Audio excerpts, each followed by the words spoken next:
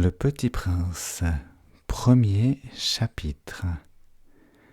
Lorsque j'avais 6 ans, j'ai vu, une fois, une magnifique image dans un livre sur la forêt vierge qui s'appelait « Histoire vécue ». Ça représentait un serpent boa qui avalait un fauve. Voilà la copie du dessin. On disait dans le livre, les serpents boa avalent leur proie tout entière, sans la mâcher. Ensuite, ils ne peuvent plus bouger et ils dorment pendant les 6 mois de leur digestion. J'ai alors beaucoup réfléchi sur les aventures de la jungle et, à mon tour, j'ai réussi avec un crayon de couleur à tracer mon premier dessin. Mon dessin numéro 1. Il était comme ça.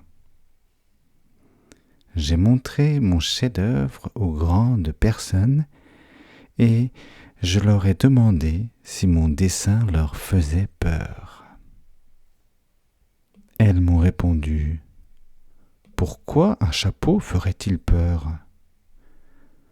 Mon dessin ne représentait pas un chapeau.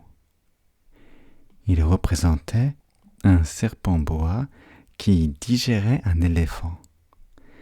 J'ai alors dessiné l'intérieur du serpent boa, afin que les grandes personnes puissent comprendre.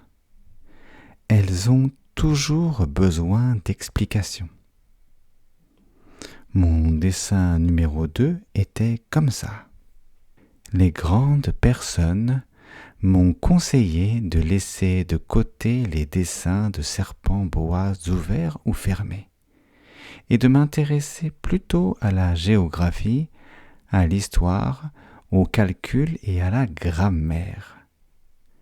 C'est ainsi que j'ai abandonné, à l'âge de 6 ans, une magnifique carrière de peintre. J'avais été découragé par l'insuccès de mon dessin numéro 1 et de mon dessin numéro 2. Les grandes personnes ne comprennent jamais rien toutes seules et c'est fatigant pour les enfants de toujours et toujours leur donner des explications. J'ai donc dû choisir un autre métier et j'ai appris à piloter des avions.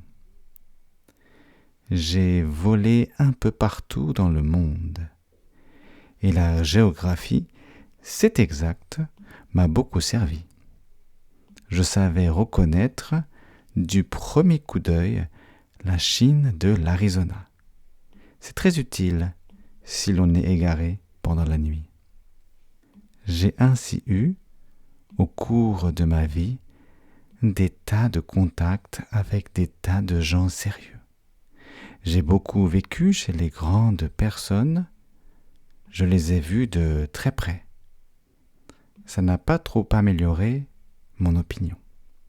Quand j'en rencontrais une qui me paraissait un peu lucide, je faisais l'expérience sur elle de mon dessin numéro 1 que j'ai toujours conservé. Je voulais savoir si elle était vraiment compréhensive. Mais toujours, elle me répondait « C'est un chapeau ». Alors, je ne lui parlais ni de serpent boa, ni de forêt vierge, ni d'étoiles. Je me mettais à sa portée. Je lui parlais de bridge, de golf, de politique et de cravate. Et la grande personne était bien contente de connaître un homme aussi raisonnable.